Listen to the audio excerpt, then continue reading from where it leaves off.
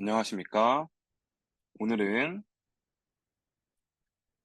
수리통계학 2 5장 복습을 해보도록 하겠습니다. 5장 복습인 이유는 우리가 처음에는 아니고 수통 1 할 때 4차 시험 범위가 5장이었죠? 우리 수통 2는 이 5장이 완벽히 겹치거든요. 그리고 이 5장을 모르면 뒤에서 아무것도 할 수가 없어요. 그렇기 때문에 6장 새로운 내용을 배우기 전에 먼저 5장부터 복습을 해보도록 하겠습니다. 근데 다 한 번씩 했던 내용이니까 그냥 차근차근 설명을 드리는 것보다는 그냥 빠르게 넘어가도록 할게요. 5장. 첫 번째로 가장 중요한 거. 이거는 이 채비셰프 부등식이죠? 채비셰프 부등식은 거의 어디까지 쓰냐면 한 3차까지 쓰거든요? 그러니까 수통2 3차까지 쓰거든요? 이거는 언제 쓰는 거냐면, 다 아시겠지만, 확률 수렴을 보일 때 쓰죠? 우리가 확률 수렴을 왜 보여야 하냐면, 추정량의 일치성, 일치성을 보이기 위해서 우리가 확률 수렴을 보여야 하고, 이 확률 수렴을 보이는 방법은 체비셰프 부등식 밖에 없진 않지만 거의 이것만 쓰게 됩니다. 뭔지 다시 생각해 보면 이게 뭐였냐면, 이게 어떤 확률 변수 x와, 근데 얘는 분산이 무한대보다 작아야 돼요. 그러니까 무한대로 가면 안 돼요. 의 양수 k, 그러니까 아무거나 된다는 거죠. 우리가 이거를 되게 막연하게 어렵다고 생각하는데, 이거 뭔가 와닿지가 않잖아요? 이거는 그냥 아무거나, 그러니까 뭘 써도 된다라는 거죠. 임의 양수 K에 대해서 이 부등식 구조를 잘 뜯어보면, P, X, 뮤, 이거는 이제 X의 평균이 뮤겠죠? 이 절대값은, 그러니까 X와 X의 평균의 차이, 거리, 절대값은, 이 절대값이 K보다 클 확률은 K제곱분의 VARX, 그러니까 X의 분산보다 반드시 작다라는 건데요. 이거 자체에 큰 의미가 있진 않고요. 근데 이 식 자체는 무조건 외우셔야 합니다. 수통2에는 치팅 페이퍼가 없으니까, 그리고 문제 풀 때 좀 빠르게 풀려면 이거를 반드시 외워주셔야겠죠. 이거 말고도 다른 여러 형태가 있는데, 일단 이것만 아셔도 수통2를 무사히 끝내는 데는 딱히 지장이 없을 거라고 생각을 합니다. 저번 강의에서 이 convergence in probability, 그러니까 확률 수렴이죠. 확률 수렴에 대해서 살짝 다루었는데요.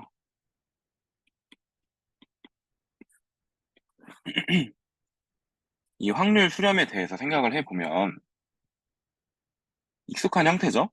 어떤 확률 변수열 xn에 대해서, 이 확률 변수열이 뭐냐면 그냥 우리가 이거 있잖아요. 수열?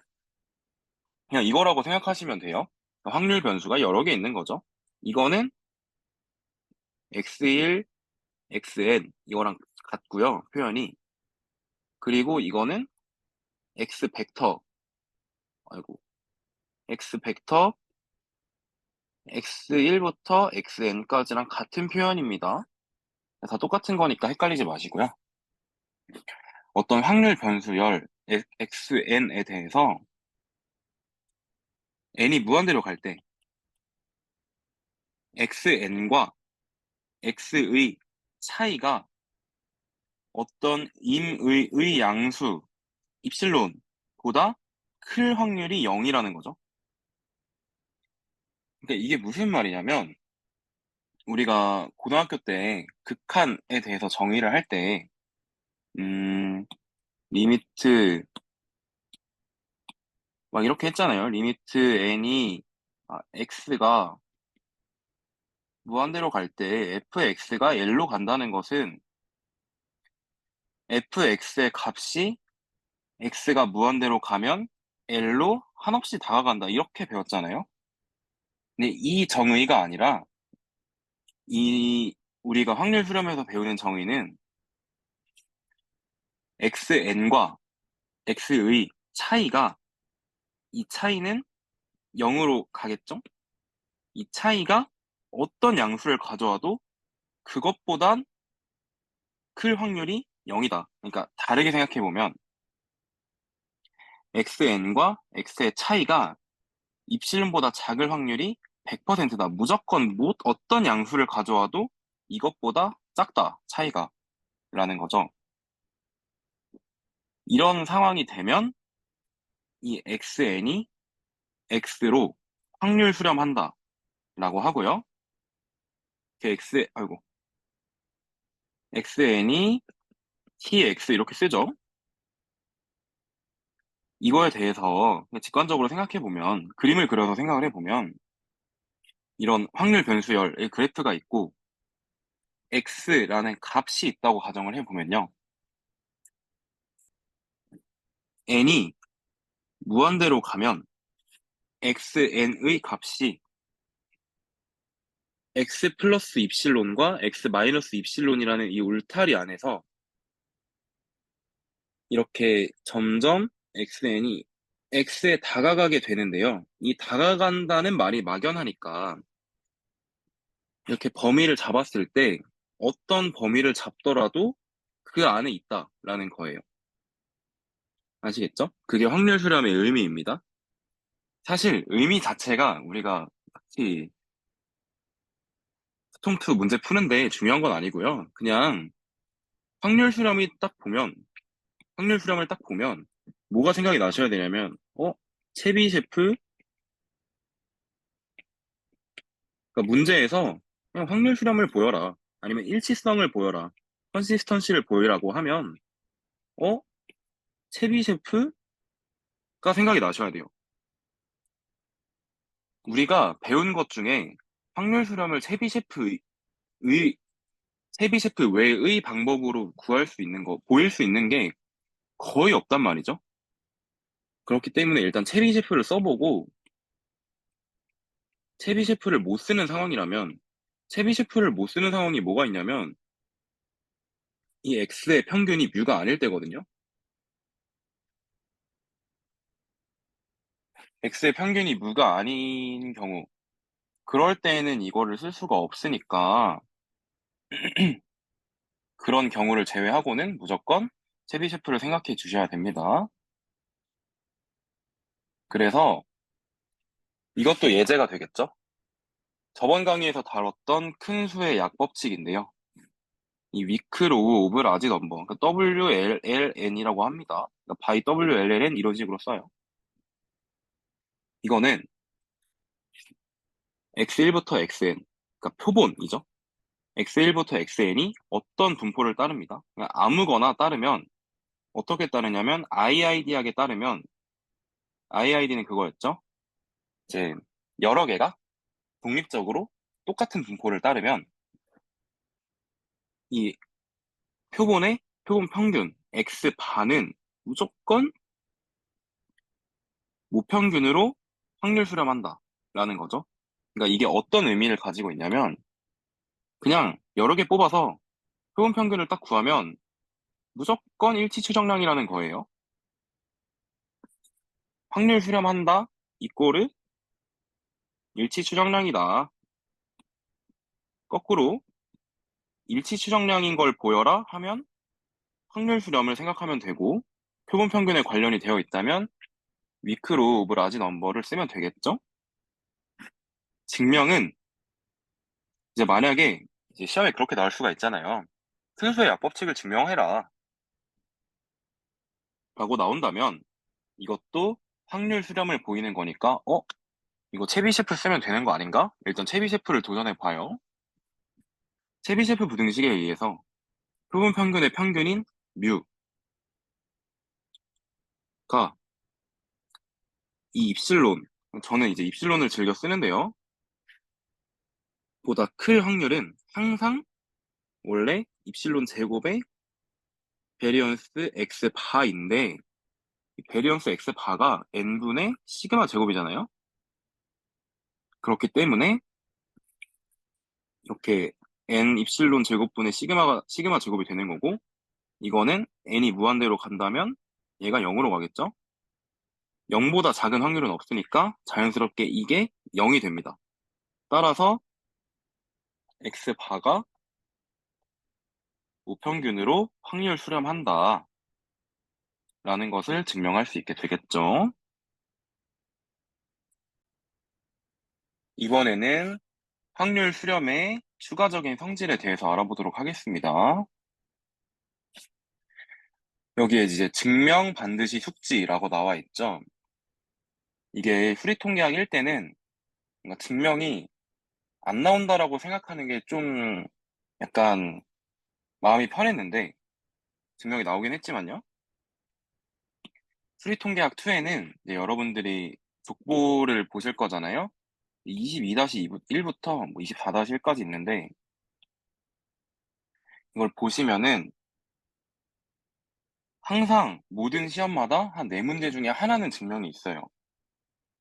더 여러 개가 있는 경우도 있고요. 그리고 수통 원대랑 다르게 증명을 못 써가니까 이번에 치팅 시트가 없잖아요. 그러니까 증명을 한 번씩 스스로 다 해보시면 좋겠고요. 제가 여기다가 우리가 증명을 같이 해보는 것보다는 이런 거는 그냥 확률 수렴의 성질, 확률 수렴의 성질 이렇게 검색을 하고 구글에다가 증명 이렇게 딱 치면은 여러 개가 나올 거잖아요. 그러니까 더 궁금하신 분들이 있다면 구글에 찾아보시거나 아니면은 스통 원 강의안을 참고하시는 거를 추천을 드리고요. 족보에 있는 모든 문제는 제가 풀어드릴 거니까 족보에 있는 문제 증명만 궁금하다면 제가 이제 보내드리는 소리를 보시면 될 것 같고요. 확률 수렴의 추가 성질에는 뭐가 있냐면 xn이 x로 가고 yn이 y로 가면 xn 더하기 yn은 x 더하기 y로 확률 수렴한다. 이런 성질이 있었고요. 이거는 좀 많이 나오더라고요. 증명하는 게 이런 류가. 두 번째로 이제 xn이 x로 가고 a가 상수이면 곱해도 된다고요. 약간 극한 처음 배울 때랑 비슷하죠. 세 번째로 이게 중요한데 xn이 a로 확률 수렴을 하고 gx가 a에서 연속이라면 g의 xn이 g의 a로 확률 수렴한다 라는 거고요. 이게 왜 중요하냐면 어려워서 중요한 게 아니라 많이 나와서 중요한 거예요. 이거는 컨티뉴어스 매핑 티오렘이라고 하는데요. 줄여서 CMT라고 하고 이름을 보면 컨티뉴어스 연속 매핑 사상인데 약간 대응이 되는 느낌이죠. 정리니까 뭐 연속 대응 정리, 연속 사상 정리 이렇게 생각하시면 되고 이거는 이제 진짜 많이 쓰니까 잘 알아두셨으면 좋겠습니다. 마지막으로 xn이 x로 가고 yn이 y로 가면 xn 곱하기 yn이 xy로 간다. 이런 정도. 이렇게 세 개는 기본적인 거죠. 그냥 기본적으로 우리가 연산을 하는 데 있어서 많이 사용하게 되겠죠. 다음으로 넘어가겠습니다. 이번엔 분포 수렴에 대해서 배워볼 건데요. 확률 수렴이랑 다 비슷비슷하죠? 제가 처음에 이거를 딱 배웠을 때 뇌정지가 탁 왔는데 이게 왜 뇌정지가 오냐면 xn이 확률 변수열, x가 확률 변수일 때 리미트 n이 무한대로 갈 때 큰 f의 xn, 그러니까 xn의 CDF겠죠? 그리고 이거는 x의 CDF겠죠? 그러니까 n이 무한히 커질 때 얘 xn 확률 변수열의 CDF랑 확률 변수의 CDF가 같다면 그럼 이 확률 변수열 2 x의 분포로 수렴을 한다라는 거겠죠. 이게 딱 받아들이기에 그냥 어쩌라는 건지를 모르겠거든요. 그냥 뭐 어쩌자는 건지. 그치만 여기에서 딱 얻어가야 할 게 뭐가 있냐면 CDF라는 점이 중요한데요. 우리가 수통 원 때 생각을 해보면 이 CDF는 분포당 하나이기 때문에 분포가 분포로 1대1 대응이 되는 그런 느낌으로 이거를 이해할 수가 있고요. 또 뭐가 중요하냐면 뭘 생각하는 게 중요하냐면 누적분포 함수법 이거는 별게 아니고 누적분포 그러니까 CDF의 정의인 CDF fx가 x면 p의 x가 x보다 작다 이거잖아요. 이거를 사용을 해서 변수 변환을 주로 하게 되는데 누적분포 함수법은 이걸 사용해서 변수 변환을 하게 되는 거죠. 우리가 이 정의에서 얻어갈 수 있는 거는 그냥 이 정도입니다. CDF라는 게 중요하고 그냥 극한이 n이 무한대로 가면 극한이 아다리가 맞으면 분포 수렴이 된다 라는 것 정도. 그냥 크게 의미 부여를 안 하셔도 되고요. 정의에 대해서는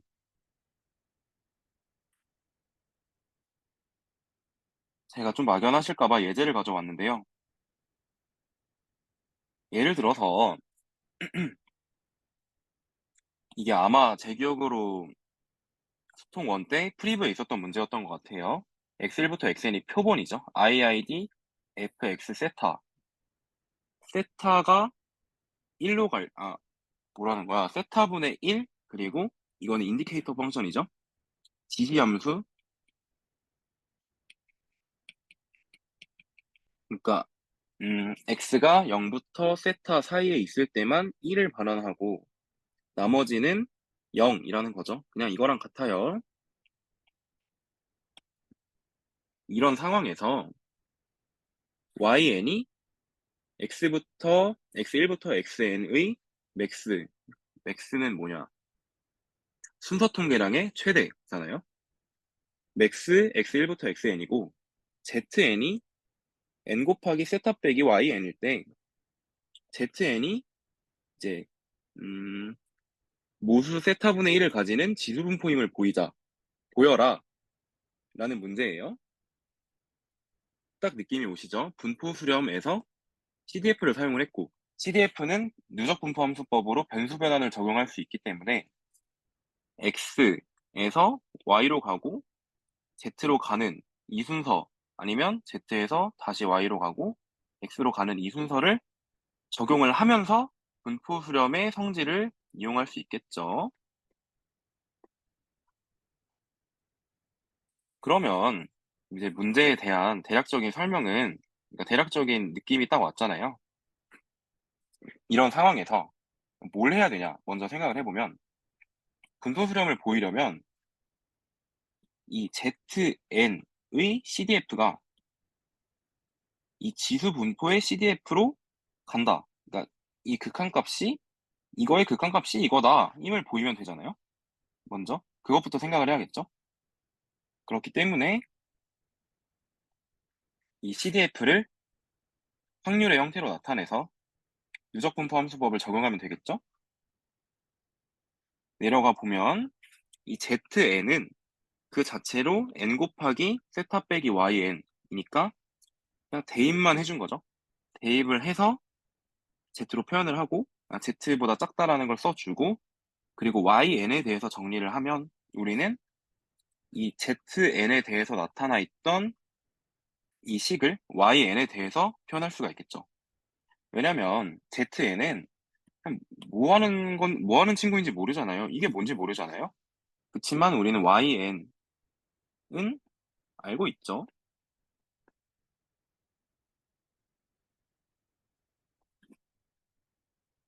그래서 yn을 사용하기가 쉽도록 이렇게 CDF 형태의 부등호 방향으로 바꿔주면, yn이 뭐보다 작을 때로 바꿔주면 이렇게 바꿀 수가 있겠죠. 이렇게. 근데 yn의 CDF는 우리가 수통 1에서 배웠던 대로 순서 통계량의 CDF는 이거잖아요.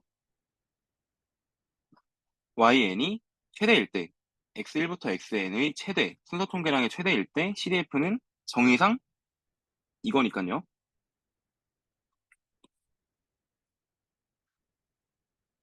그렇기 때문에 우리는 이렇게, 네, 할 수가 있고요. 그래서 우리가 이 FYNY를 구했기 때문에 여기다가 얘를 대입해주면 되겠죠. 그러니까 세타 빼기 n분의 z를 여기다가 대입하면 되겠죠. 이걸 대입을 하면 형태가 이렇게 되고, 이거를 잘 정리를 해서 n 꼴로 가게 만들어주면, n 꼴이 아니라 2꼴이죠. 2꼴로 가게 만들어주면 n이 무한대로 갈 때 yn의 CDF가 얘로 간다라는 걸 볼 수가 있게 되겠습니다. 그러니까 그게 중요한 거죠. 문제를 딱 풀 때 분포 수렴을 보이려면 결론적으로 이 CDF가 ZN의 CDF가 어떤 형태로 가야 되는지를 먼저 예측을 하고, 그 다음에 이렇게 이걸 보이는 것으로 방향을 설정을 한 다음에 우리가 알고 있는 재료들을 이용해서 이렇게 마지막으로 원하는 결과를 도출할 수가 있는 그런 느낌이었죠. 다음으로 넘어가면 또 추가 성질이 있는데요. xn이 x로 확률 수렴을 하면 그것과 동시에 xn이 x로 분포 수렴도 하게 됩니다. 이거는 분포 수렴이 확률 수렴보다 약한 수렴이라는 것을 표현을 한 거고요. 그러니까 확률 수렴이 분포 수렴보다 세다. 그러면 자연스럽게 역은 성립을 하지 않을 텐데, 만약에 이 xn이 상수로 분포 수렴을 하게 되면 그러면 역이 성립을 하게 됩니다. 다음에 xn이 x로 분포 수렴을 하고 yn이 0으로 확률 수렴을 한다면 xn 더하기 yn이 x로 분포 수렴을 한다 라는 거고요. 이것도 똑같이 컨티뉴어스 매핑 디오렘이 있죠. CMT가 있죠. 이것도 확률 수렴이랑 같아요. x가 x로 분포 수렴을 하고 g가 x의 범위라는 건 뭐냐면 x의 PDF가 있잖아요. 이거의 범위예요. 서포트라고 하죠. 이거에서 연속이라면 이 G 안에 XN이 들어간 형태가 GX로 분포 수렴을 하게 된다라는 겁니다. 이번에는 델타 메소드에 대해서 배워보도록 하겠습니다. 우리 수통 1 할 때 델타 메소드 아마 많은 분들이 기억을 하고 계실 거라고 생각을 하고요. 여기까지 확대를 하면 좋네요. 델타 메소드는 어떤 의미를 가지고 있냐면, 먼저 이렇게 특정 분포 xn, 분포이기도 하고 확률 변수 열이기도 하죠. 확률 변수 열의 분포가 정규 분포 0, 시그마 제곱으로 분포 수렴을 할 때 이거는 되게 익숙한 모양이죠. 딱 보면 E의 XN이 세타겠고 그렇다면은 이거는 약간 CLT랑 비슷한 느낌이지만 CLT는 아닌 느낌이죠. 그러니까 제가 말하고자 하는 거는 그냥 익숙한 느낌이라는 거예요. 그냥 어떤 분포가 근사적으로 분산이 있을 때 루트 분산이 있으면 표준 정규 분포로 분포 수렴한다. 이런 느낌이잖아요. 이런 모양이 주어졌을 때 어떤 함수 g에 대해서 g가 세타에서 미분이 가능하고 g 프라임 세타가 0이 아니라면 이 g 프라임 세타가 0이 아닌 것은 되게 중요한 조건인데 이거는 뒤에 델타 메소드 2에서 중요하게 다룰 겁니다. 그렇게 된다면 루트 n에다가 원래 모양에다가 그냥 gx만 씌운 거죠. gxn 빼기 g 세타가 정규분포 0, 시그마 제곱 곱하기 g 프라임 세타의 제곱을 분산으로 가지는 정규분포로 확률 분포 수렴을 한다라는 거고 이거의 의미는 우리가 xn 뭐 세타 이런 모양을 가지고 있는데 이런 게 궁금할 수도 있잖아요. 막 그러면 xn분의 1의 분포는 어디로 가냐? 난 이걸 알고 싶어 라고 한다면 이거에 대해서 해결 방법을 알려주는 정리이지요. 의미는 그렇고요. 이거는 여러분들이 수통 원 공부하실 때 그냥 외워서 사용하셨을 거라고 생각하고 저도 그렇게 사용하고 있습니다. 제가 증명을 굳이 써놓은 이유는 이게 족보를 보시면 테일러 급수가 아니라 델타 메소드 증명하는 게 하나 있거든요. 일반적인 형태를 증명하는 것은 아니고 이제 조금 더 나아가서 응용을 요하는 그런 증명이 있어서 그거 공부하기 편하시라고 증명을 굳이 넣었습니다. 증명을 간략하게만 보면 테일러 급수를 전개를 했을 때 이거를 딱 보고 테일러 급수가 뭐더라? 그래서 테일러 급수를 처음부터 다시 찾아보실 필요는 없고요. 그냥 테일러 급수를 전개를 하면 이렇게 된다. 그러니까 G 세타 더하기 G 프라임 세타 곱하기 XN 빼기 세타 여기는 1 팩토리얼이 사실 생략되어 있는 거고요. 더하기 2 프라임 2 팩토리얼 분의 G 더블 프라임 세타 XN 빼기 세타 이런 식으로 규칙성을 가지고 전개가 되죠. 이러한 상황에서 중요한 게 뭐냐면 이, 음, 이 1차항스러운 걸 다 빼고 나머지 이 친구들은 결과적으로 수렴을 보이는 과정에서 없어지게 되거든요. 그렇기 때문에 음,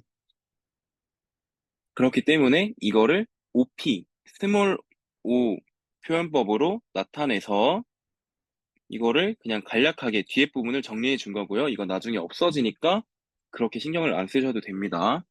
이 스몰 OP에 대해서 제가 좀 생각을 해봤는데 이거를 막 열심히 공부를 해서 이게 어떨 때 이게 0이 되는 거고 어떨 때는 0이 안 되는 거고를 생각을 하시는 것보다는 그냥 이 증명 세 가지 제가 여기 아래로 세 가지를 써놨는데 이거 포함해서 그거를 보면서 이럴 때는 0으로 가는구나 정도로 파악을 하시면 될 것 같습니다.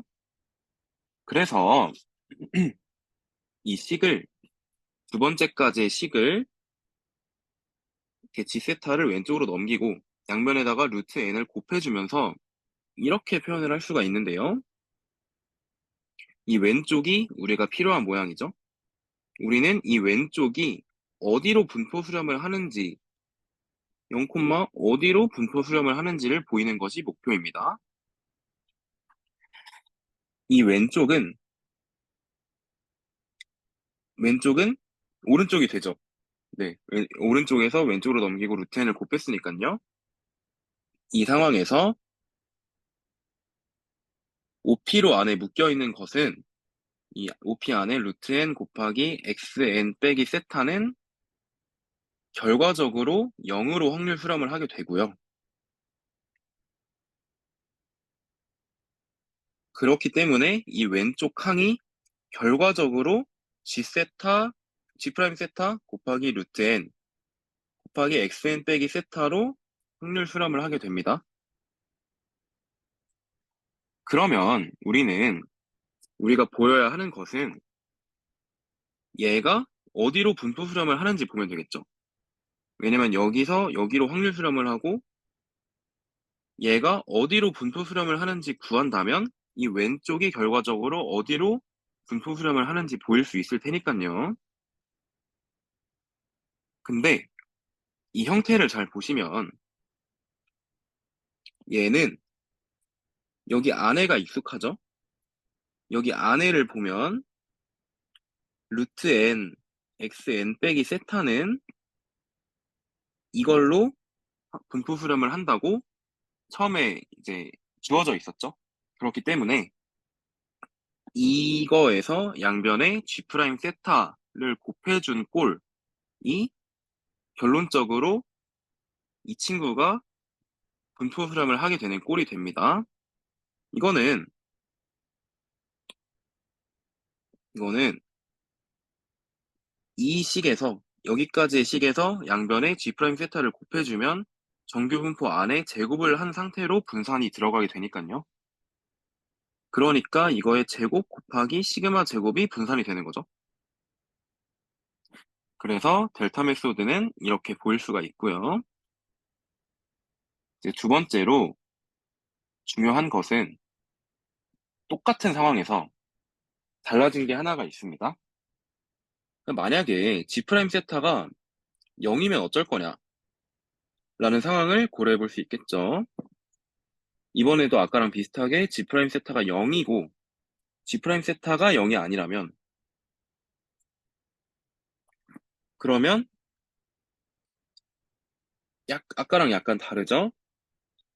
왼쪽 모양은 시그마 제곱 곱하기 2분의 G'' 세타 카이 제곱 분포 자유도가 1인 카이 제곱 분포로 분포 수렴을 하게 되는데요. 이거에 대한 증명 또한 첫 번째에서 보였던 것처럼 테일러 급수 전개를 하고 이렇게. 근데 여기에서 차이점은 뭐냐면 이게 빠졌죠? G' 세타 xn 빼기 세타가 빠졌죠? 왜냐면 G' 세타가 0이니까요. 이 모양에서 똑같이 왼쪽으로 G 세타 옮기고 양변에다가 루트 n을 곱해주면 다시 아까랑 비슷한 모양이 되는데요. 아까랑 똑같이 나머지 부분은 OP로 묶어주고 스몰 OP로 묶어주고 이게 결과적으로 0으로 확률 수렴을 하게 돼서 왼쪽 모양은 오른쪽 모양으로 확률 수렴을 하게 되고요. 그리고 이 모양은 이게 아까랑 똑같이 왼쪽이 이걸로 확률 수렴을 하게 되니까 이 확률 수렴을 하는 모양이 다시 어디로 분포 수렴을 하는지를 구하게 되면 얘가 어디로 분포 수렴을 하는지를 구할 수가 있게 되겠죠.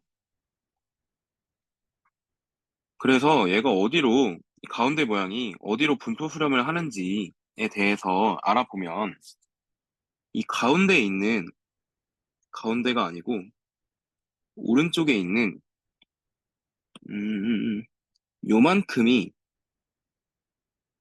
익숙한 형태죠? 그냥 이거잖아요. 루트 n, xn 빼기 세타에다가 약간 제곱을 한 느낌이잖아요. 그래서 우리는 이 모양을 잘 바꿔서 얘를 이렇게 잘 바꿔서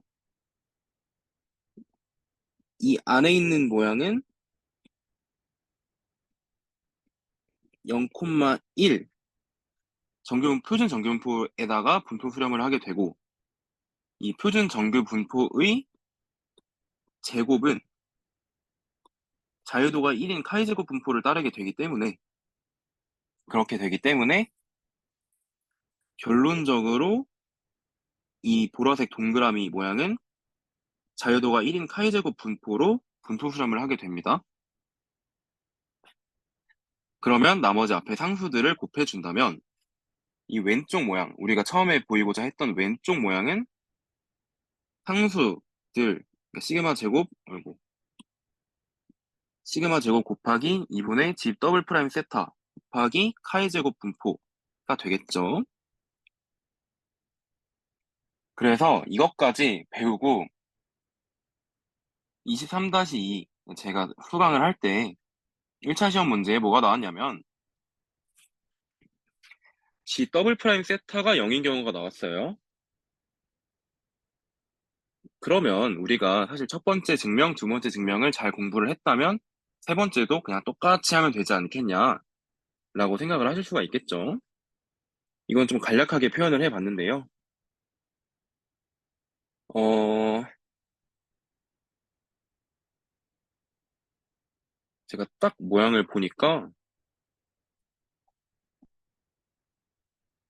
이거를 빼먹었죠?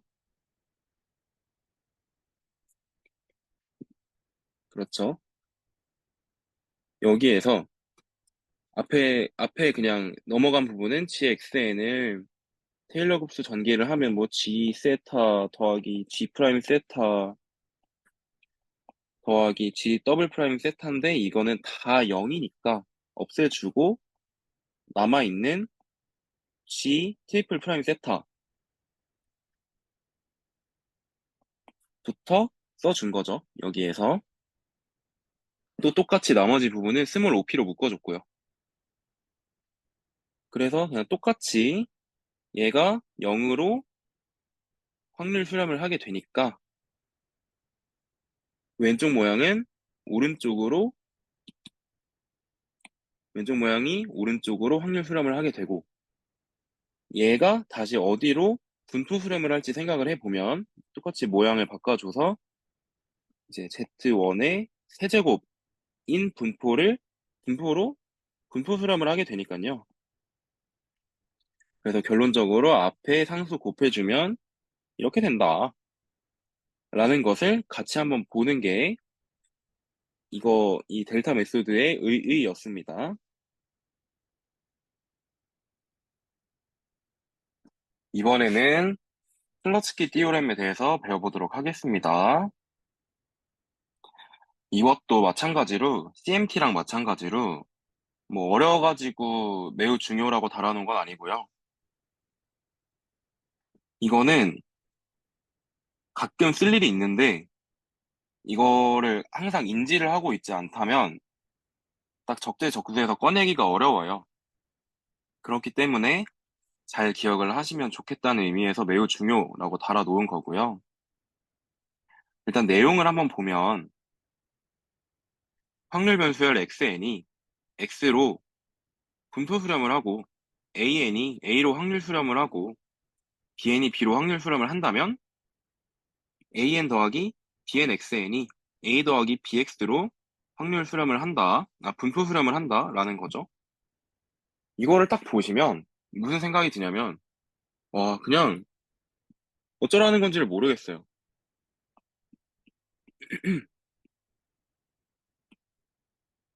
왜냐면은 이걸 딱 보고 와닿는 게 없잖아요. 그냥 그렇구나 하는 거지. 그래서 이거는 어디다가 사용을 하는 것인지에 대해서 말씀드리겠습니다.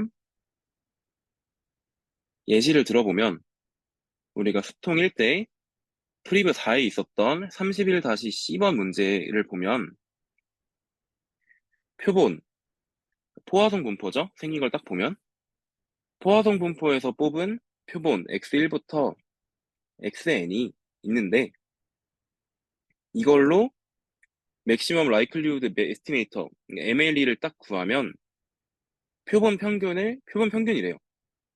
이 MLE는 이제 다음 강의에서 다시 자세하게 다룰 거니까 그냥 이런 게 있었지 정도로 넘어가시면 됩니다. 아무튼 이 MLE가 표본 평균일 때 문제는 뭐냐면 n이 무한대로 갈 때의 이 모양의 극한 분포를 구하라 라는 거예요. 그러면 생각을 해봐야겠죠? 이거의 극한 분포를 어떻게 구하지? 라고 먼저 생각을 해보면 이 세타 햇이 표본 평균이니까 표본 평균에다가 적용할 수 있는 또 다른 정리가 있죠? 뭐냐면 CLT죠. 중심 극한 정리잖아요. 그래서 먼저 이 세타햇의 평균과 세타햇의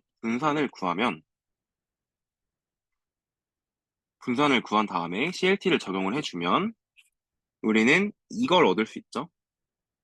그러니까 루트 n 곱하기 세타 햇 빼기 세타가 정규 분포 0, 세타로 분포 수렴한다라는 걸 얻을 수 있죠. 이게 CLT였죠. 표본 평균에다가 적용할 수 있는 거. 따라서 양변을 루트 세타로 나눠주면요.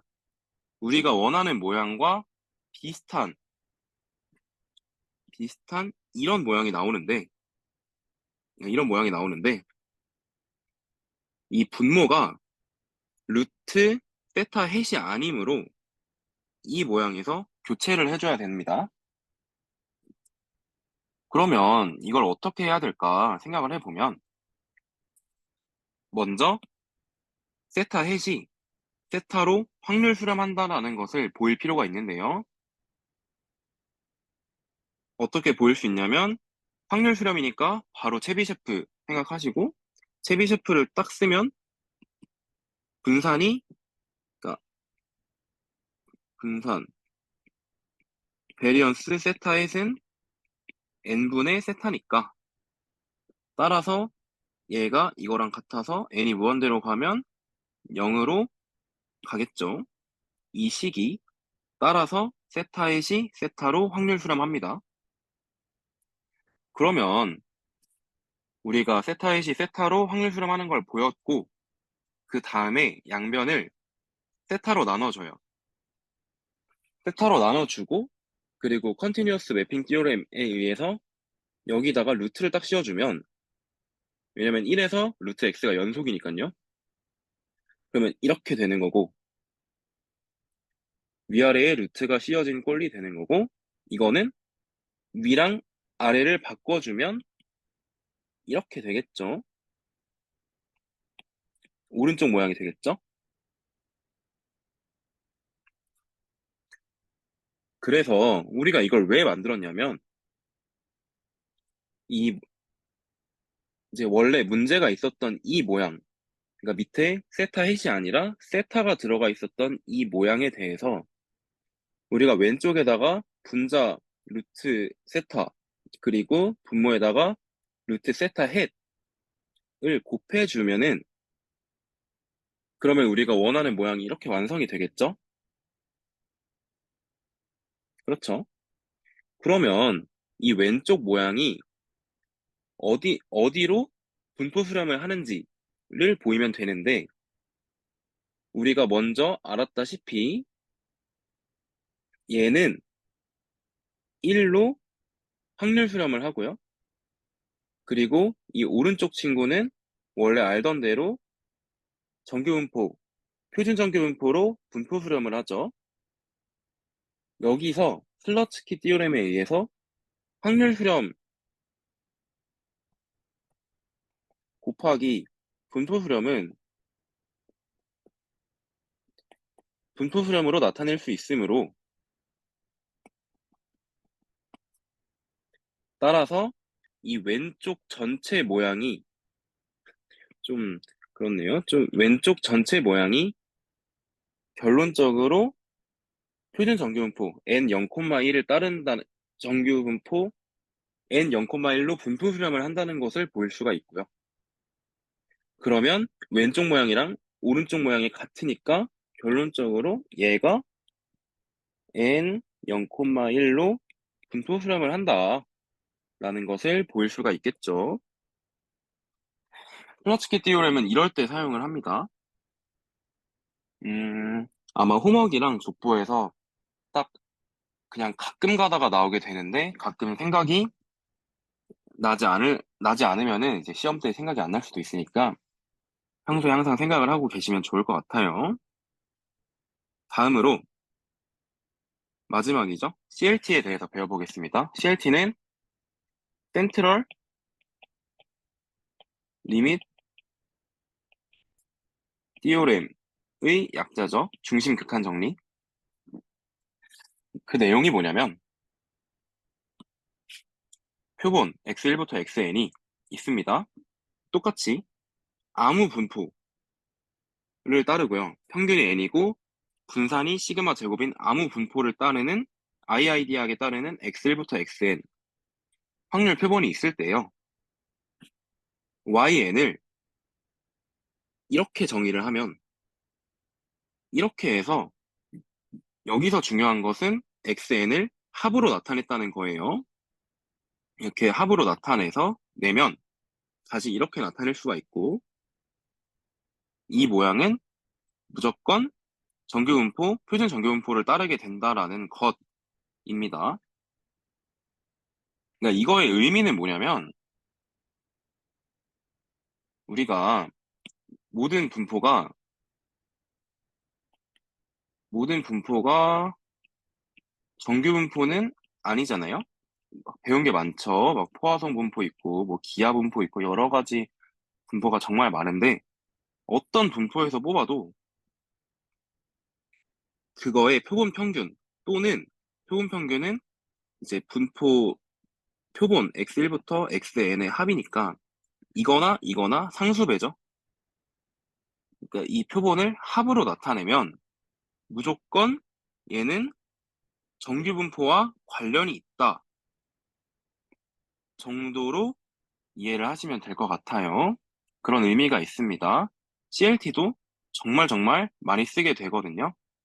그러니까 잘 기억해 두시고 이 합이라는 의미를 잘 기억해 주셨으면 좋겠습니다.